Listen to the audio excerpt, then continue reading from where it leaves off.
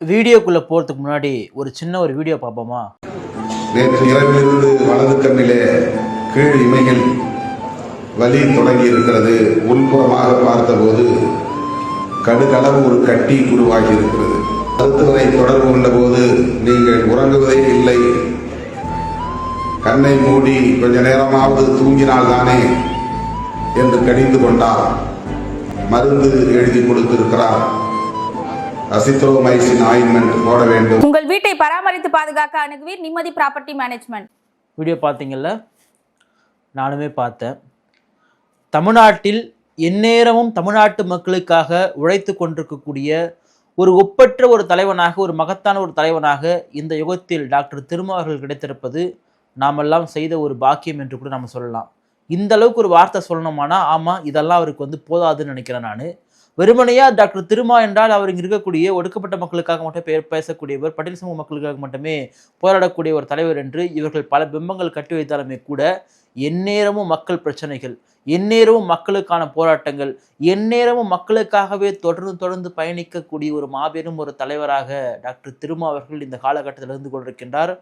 அவருடைய பாதங்கள் கூட பார்த்தீங்கன்னா, அந்த பாதங்களுக்கு ஓய்வே இல்லாமல் அது எந்த அளவுக்கு சேதம் அடைஞ்சிருக்கு அப்படின்னு புகைப்படத்தை நீங்கள்லாம் பார்த்துருப்பீங்க, நான் நம்புகிறேன். நான் டாக்டர் திருமா அவர்கள் தொடர்ந்து மக்களுக்காகவே உழைத்து கொண்டிருக்கின்றார். ஆனால் அப்படிப்பட்ட டாக்டர் திருமா அவர்களுக்கு நாம் என்ன செய்திருக்கிறோம்? விசிகா என்கின்ற ஒரு மாபெரும் ஒரு மக்களுக்கான ஒரு கட்சியை கட்டமைத்த டாக்டர் திருமா அவர்கள் அதை வெறுமனையாக இங்கே இருக்கக்கூடிய பட்டியல் சமூக மக்களுக்கான ஒரு கட்சியாக மட்டுமே சுருக்கி விட்டாரா அப்படின்னு ஒரு பார்வை இருக்கு இல்லையா? பலரும் அப்படி தான் சொல்கிறாங்க. விசிகானா என்னங்க, அது பட்டியல் சமூக மக்கள், இன்னும் சொல்லப்போனால் குறிப்பாக பறையர்களுக்காக இருக்கக்கூடிய ஒரு கட்சி சொல்லிட்டு எவ்வளோதான் சுருக்கினாலும் தனக்கு கிடைக்கக்கூடிய வாய்ப்புகளை எல்லாம் எல்லா சமூகங்களுக்கும் பகிர்ந்தளிக்கக்கூடிய ஒரு மாபெரும் மகத்தான ஒரு தலைவனாக டாக்டர் திருமாவர்கள் இருக்கக்கூடிய அந்த பண்பு தமிழ்நாட்டில் இன்றைக்கு இருக்கக்கூடிய எந்த ஒரு அரசியல் கட்சிகளுக்குமே கிடையாது.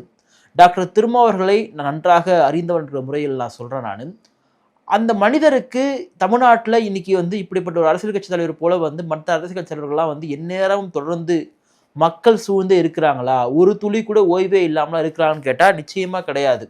ஆனால் டாக்டர் திருமா அவர்களுக்கு ஒரு மணி நேரம் கூட ஓய்வில்லாமல் உழைத்து கொண்டே இருக்கின்றார். நான் கிட்டத்தட்ட ஒரு 2-3 ஆண்டுகளுக்கு முன்பாக நான் வேற ஒரு யூடியூப் சேனலில் நெறியாளராக இருக்கும் பொழுது டாக்டர் திருமா அவர்களை பேட்டி எடுக்க நான் போயிருந்தேன். சுமார் காலை ஒரு 8 மணிக்கு போயிருப்பேன் நான்.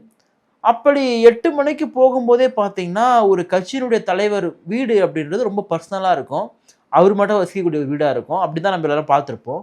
ஆனால் இவர் வீடு பார்த்தீங்கன்னா முழுக்க தொண்டர்கள் எங்கேயோ வெளியூரில் தான் வந்திருப்பாங்க.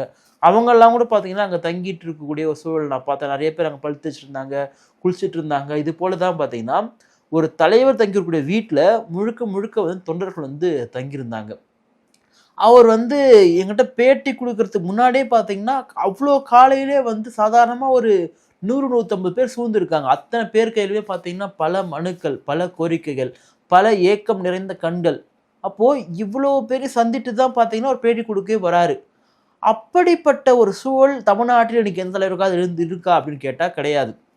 இப்போது அண்மையில் கூட பாருங்கள், திரு அன்புமணி பார்த்தீங்கன்னா, நான் அடங்குமறு அத்துமீறலாம் சொல்ல மாட்டேன், நான் படின்னு சொல்லுவேன் அப்படின்னு சொல்லிட்டு சொன்னார் தலைவர் ஒருத்தர் அன்புமணி. ஆனால் அவரே பார்த்தீங்கன்னா அவங்க சமூகத்தினுடைய அந்த ஒரு குறியீடை பச்சை குத்திட்டு இவர் ஒரு பக்கம் உசுப்பி விடுறது, அவங்க அப்பா சத்திரன்னா யார் தெரியுமா, உருமுலா சொல்லிட்டு உசிப்புறது, இந்த மாதிரிலாம் உசிப்பு விட்டுருக்கக்கூடிய இவங்களுடைய குடும்பங்கள் எப்படி இருக்குன்னு பார்த்தா, இவங்களுடைய பிள்ளைகள், இவங்களுடைய பேரக்குழந்தைகள் பார்த்தீங்கன்னா ரொம்ப சிறப்பாக கல்வி படிச்சிருப்பாங்க, ரொம்ப செல்வ செழிப்பான வாழ்க்கை முறை இருப்பாங்க, ஆடம்பரமான சொகுசு வாழ்க்கையில் இருப்பாங்க. நமக்கு அதெல்லாம் போட்டு குறை சொல்ல வேண்டியது நம்ம வேலை கிடையாது. ஆனால் அவர்கள் வழிநடத்தக்கூடிய சமூகம், அவர்களை நம்பி தலைவா என்று ஐயா என்று கத்தக்கூடிய சமூகம் இன்றைக்கும் எந்த நிலையில் இருக்கிறது என்பதை அவங்களே சொல்லியிருக்காங்க. எங்கள் மக்கள் படிப்பறிவு இல்லை, குடிசைகள் இருக்காங்க, இன்னும் சொல்லப்போனால் மறைந்த குரு போன்றவர்கள்லாம் பன்றிகள் கூட மக்கள் இருக்கிறாங்க அப்படின்ற ஒரு வேதனையை பதிவு செய்திருப்பார்.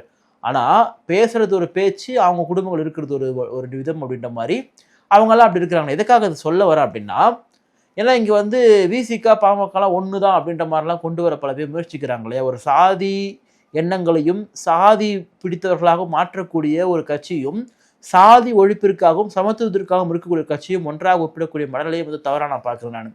ஆனா இதை நான் ஒப்பிட்டு பார்க்குறேன். நீங்க சொல்ற மாதிரி வந்து நீங்க சொல்றீங்க இல்லையா? ஆனா திரும்ப அப்படி இருக்காரா? கிடையாது. அவருக்கென்று தனிப்பட்ட ஒரு குடும்பம் வந்து கிடையாது. அவங்க தாயாரை தவிர.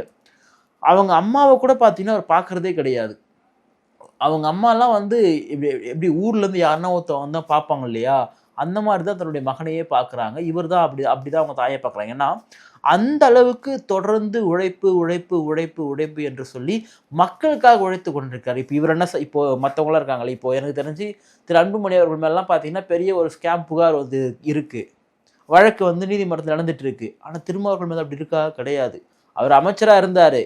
இவரு டாக்டர் திருமாவர்களுமே வந்து எம்பியா பலமுறை இருந்திருக்காரு. இப்ப எம்பியா இருக்காரு இல்லையா? ஆனால் அவர் மீது நீங்க ஒரு குற்றச்சாட்டை சுமத்த முடியுமா கேட்டா, ஒரே ஒரு இமையளவு குற்றச்சாட்டை சுமத்த முடியாது. ஏன்டான்னா, அவருக்கு பணம் தேவை கிடையாது. அவருக்கு வந்து கோடி கோடியா பணம் தேவை கிடையாது. இந்த கட்சியை நடத்துவதற்கே கட்சியினுடைய தோழர்கள்கிட்ட தான் பார்த்தீங்கன்னா, பணம் வாங்கி கட்சி நடத்தி கொண்டு இருக்காங்க. எந்த அரசியல் கட்சியிலும் போய் கையேந்த வேண்டிய நிலை டாக்டர் திருமாவளவனுக்கு கிடையாது. ஏன்னா அவருக்கு அது தேவை கிடையாது. அப்போ முழுக்க முழுக்க இந்த தமிழ்நாட்டிற்காகவும் தமிழ் சமூகத்திற்காகவும் தன்னுடைய வாழ்வையே அர்ப்பணித்த ஒரு தலைவராக, ஒரு தியாக தலைவராக இன்றைக்கு திருமாவளவன் வந்து இருந்திருக்கிறார். அது நேத்து நினைக்கிறேன். நேத்து வந்து ஒரு டிவி சேனல், அது ரொம்ப மோசமான ஒரு டிவி சேனல், தொடர்ந்து டாக்டர் திருமாவளவன் மீதும் விசிகா மீதும் வன்மம் கொண்டு பரப்பக்கூடிய ஒரு செய்தி தொலைக்காட்சி. திருமாவளவன் வந்து கோவப்பட்டார் அப்படின்றதால செய்தி எடுத்து போடுறானுங்க. அதே அவங்கள பற்றி திருப்பி நான் கேட்குறேன். ஏன்டா இந்த மாதிரி வீடுல வருதுல்ல, டாக்டர் திருமாவளவன் எந்த அளவுக்கு இந்த மக்களுக்காக உழைத்திருக்கின்றார், எந்த அளவுக்கு கால் கடுக்க பயணித்திருக்கின்றார், அவருடைய கண்கள் எந்த அளவுக்கு பழுதடைஞ்சிருக்கு இந்த மக்களுக்காக உழைத்து உழைத்து தூக்கம் இல்லாம, இதெல்லாத்தையும் இவனுக்கு போடுவான்னு கேட்டால் போட மாட்டானுங்க. ஏன்டானா அவனுங்களுக்கு ஒரு அடிப்படையிலே ஒரு சாதிய ஒரு எண்ணம், ஒரு இழிவான ஒரு புத்தி இருக்கிறதுனால எப்படியாவது டாக்டர் திருமாவளவனை வந்து நம்ம குறை சொல்லணும், அவர் விமர்சிக்கணுன்ற பேர்ல ரொம்ப இழிவா விமர்சிப்பாங்க. விமர்சனம் பண்ணுங்க. நம்ம வந்து எந்த ஒரு மனிதனும் எந்த ஒரு தலைவரும் விமர்சனத்துக்கு அப்பாற்பட்டவரே கிடையாது. ஆனால் உங்களுடைய விமர்சனம் சாதி ரீதியான விமர்சனமா இருக்கு. உங்களுடைய விமர்சனம் இழிவான புத்தியிலிருந்து வரக்கூடிய விமர்சனமா இருக்கு. இப்போ இதே மாதிரி நீ வந்து அன்புமணிக்கு எது போடுவீர்கள், நீ போட மாட்டேன். ஏன்டானா வந்து நான் தான் சொல்லி தெரியணுமான்னு கிடையாது, உங்களுக்கு தெரியும் அப்படின்றது. நம்ம செய்தி சேனல்கள்லாம் முத்திர குத்த ஆரம்பிச்சுட்டாங்கன்னு நீங்கள் கேட்கலாம். ஏன்னா செய்தி சேனல்கள் அப்படி நடந்துக்கிறதுனால நம்ம இதெல்லாம் பேச வேண்டியது இருக்கின்றது. அப்போ டாக்டர் திருமா அவர்கள் இத்தனை ஆண்டு காலம் வந்து இந்த மக்களுக்காகவே உழைத்து, ஒடுக்கப்பட்ட மக்கள் உயர்வுக்காகவே உழைத்து, தமிழக மக்களுடைய உயர்வுக்காக உழைத்த ஒரு மனிதன் விடுதலை சிறுத்தைகள் அப்படின்ற ஒரு கட்சியை ஒரு அங்கீகரிக்கப்பட்ட ஒரு மாநில கட்சியா மாற்றிருக்காரு இல்லையா? இது எவ்வளோ பெரிய மகத்தான சாதனை என்பது நமக்கெல்லாம் தெரியுமா?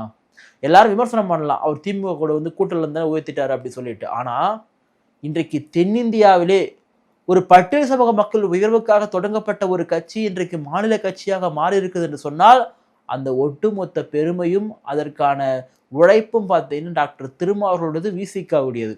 ஏன்னா பட்டியல் சமூக மக்களுடைய கட்சியெல்லாம் அவ்வளோ இயல்பா வந்து பொதுமக்கள் எல்லாராலும் பார்த்தீங்கன்னா ஏற்றுக்கொள்ளப்பட்டு ஒரு மாநில கட்சியா மாறது கிடையாது.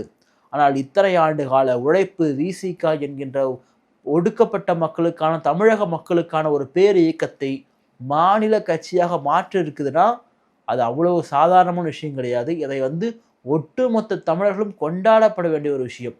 ஏன்னா இந்த நடந்து முடிந்த பாராளுமன்ற தேர்தல் தான் பார்த்தீங்கன்னா 2 தனிச்சின்னம் பெற்று, பானை சின்னத்தை பெற்று, அதில் தலைவர் திருமா அவர்களும் மதிப்பிற்குரிய அண்ணன் ரவிக்குமார் அவர்களும் போட்டியிட்டு பல லட்சம் வாக்கு வித்தியாசத்தில் வெற்றி பெற்றார்கள். ஆனால் கடந்த முறை திமுக வந்து கொடுத்ததே பார்த்தீங்கன்னா ஒரு தனிச்சின்னம் தான் கொடுத்தது. அதே போல ஒரு உதயசூரியன் சின்னத்தில் வந்து போட்டியிட வச்சாங்க. அப்போ திமுக போன்ற கட்சிகள் கூட்டணியில் இருந்தாலுமே கூட எந்த ஒரு கட்சிக்குமே பார்த்தீங்கன்னா ஒரு கட்சி வளர்வது விருப்பமே கிடையாது. அவங்க நினைச்சிருந்தா போன முறையே பார்த்தீங்கன்னா 2 சீட் கொடுத்துருக்கலாம், 2 தனிச்சின்னத்தில் வந்து போட்டியிடுங்கன்னு சொல்லியிருக்கலாம். ஆனால் அவங்க கொடுக்கல. இந்த முறை வந்து 3 சீட் வந்து தாங்கன்னு சொல்லிட்டு திருமாவளவன் விடாப்படைய ஒரு பொது தொகுதியை கேட்டாலுமே கூட கொடுக்கவே முடியாது அப்படின்ற ஒரு காழ்ப்புணர்ச்சியில் திமுக நடந்து கொண்ட ஒரு இருமாப்பை நாமெல்லாம் பார்த்துருப்போம். ஏன்னா ஒரு சீட்டு கொடுக்கறதுல நீங்க என்ன குறைஞ்சிட்டு போறீங்க? நீங்க ஆட்சியில் இருக்கிறதுக்கு காரணமே விசிகாவும் டாக்டர் திருமாவர்கள் தான். வட மாவட்டத்தில் இருக்கக்கூடிய, இன்னும் குறிப்பா சொல்றேன், நான் பரியர் சமூக மக்களுடைய வாக்குகள் இல்லைன்னா இந்த திமுக ஆட்சி இல்லைன்றது நம்ம எல்லாருக்குமே புள்ளி விவரங்கள் சொல்லக்கூடியது. ஏன்னா இவங்க சொல்லக்கூடிய அந்த கோயம்புத்தூர் பகுதி, மத்திய மண்டலம், மேற்கு மண்டலம், அந்த பக்கம் எல்லா இடத்துலையுமே பார்த்தீங்கன்னா தென் மண்டலம் ஃபுல்லாவே வந்து அதிமுக சரிசமா வந்துட்டே இருக்காங்க. வட மாவட்டங்களில் தான் அவங்களை பெரும்பான்மை வெற்றி பெற முடியல. ஏன்டனா இங்கே திருமா என்கின்ற ஒரு மிகப்பெரிய ஒரு சக்தி விளிம்படி மக்களுடைய வாக்குகளை ஒட்டுமொத்தமாக திமுக கொண்டு வந்தது. சிறுபான்மையின சமூக மக்கள், அதாவது கிறிஸ்தவ இஸ்லாமிய மக்கள் சமூக மக்களுடைய வாக்கு வந்து திமுக எப்படி கிடைக்குதுன்னா அது திருமாவர்களால் மட்டும் தான் கிடைக்குது. ஏன்னா பெரும்பான்மையாக வந்து இஸ்லாமியர்கள்லாம் திமுக இருந்தாலுமே கூட ஒரு கணிசமாக வந்து அவர்கள் எல்லாம் வந்து வாக்குகள் வந்து அப்படியே திமுகவுக்கு வந்து கொடுத்துறாங்களா கிடையாது. ஆனால் திருமாவர்கள் அங்கு இருப்பதனால்தான் இங்கே இருக்கக்கூடிய இஸ்லாமிய கிறிஸ்தவ மக்களுடைய வாக்குகள், பட்டியல் சமூக மக்கள் வாக்குகள் எல்லாம் கிடைக்கின்றது. நம்ம என்ன சொல்ல விரும்புகிறோம் இந்த காணொலியில் அப்படின்னா, மக்களுக்காகவே எந்நாளும் உழைத்து கொண்டிருக்கக்கூடிய இந்த மகத்தான ஒரு தலைவனுக்கு விடுதலை சிறுத்தைகளும் தமிழக மக்களும் அவருக்கு ஓய்வு கொடுப்பதற்கான நேரத்தை கொடுங்கள். அவருடைய தனிப்பட்ட நேரத்தில் எந்த ஒரு விடுதலை சிறுத்தையும் எடுத்துக்கொள்ள வேண்டாம். ஏனென்றால் இப்படிப்பட்ட ஒரு மகத்தான தலைவனை பாதுகாக்க வேண்டியது நம் எல்லோருடைய ஒரு பொறுப்பும் கடமையாக இருக்கின்றது. இந்த ஒரு தலைவனை இந்த சமூகம் பெற்றிருப்பதனால்தான் இன்றைக்கு ஓரளவாவது இங்கே இருக்கக்கூடிய விளிம்புநிலை மக்கள் பாதுகாப்பாக இருக்கிறார்கள். தலைவர் திருமாவர்களே, நீங்கள் ஓய்வெடுங்கள். சிறுத்தைகளும் உங்களுக்கு ஓய்வு கொடுப்பார்கள். உங்களுக்கான நேரத்தை நீங்கள் எடுத்துக்கொள்ளும் என்பதை ரொம்ப பணிவாக டாக்டர் திருமாவர்களிடத்திலும் விடுதலை சிறுத்தைகளிடத்திலும் என்னுடைய ஒரு விண்ணப்பமாக வைக்கின்றேன். நன்றி, வணக்கம்.